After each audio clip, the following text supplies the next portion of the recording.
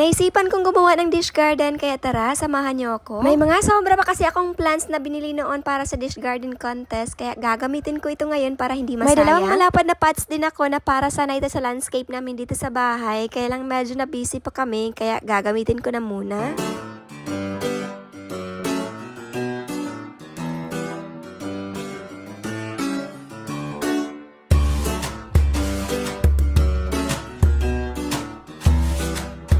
Itong moss, ito yung ginamit before sa contest. So, 2 weeks na to siya, pero okay pa din. Tatanggalin ko na ito dito, itong mga halaman. Dahil itong planggana na ginamit dito ay wala itong butas. At ayan na, tapos na. Doon ko ito sa harap ilagay para lagi kong makikita and ma-monitor ko din kung kailangan ng diligan.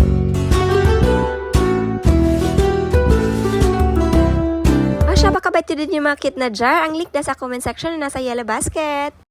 Hello mga mommy! Ngayon naman po ay gagawa ako ng dish garden. So ito po ang ginamit ko na soil dito ay rice hull, tas carbonized rice hull at coco peat. Konti na lang itong plants na natira ko kaya ito pinagkasya ko na lang. And itong unang nagawa ko hindi ko ito masyadong bet pero tinuloy ko pa din. Dahil wala na akong ibang maisip na design. So ayan, ito natapos na. So dito ko yan siya ilalagay sa gilid ng garden chair. Gagawa pa ako ng isa. So itong pangalawa medyo bet ko na to. So itong stones talaga yung nagdadala.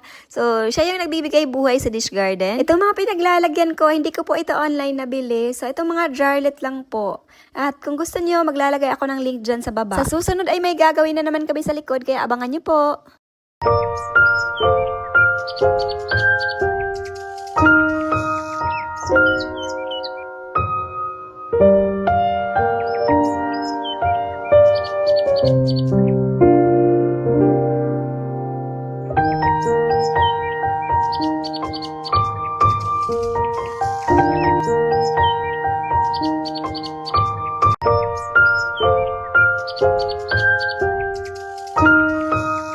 Thank you.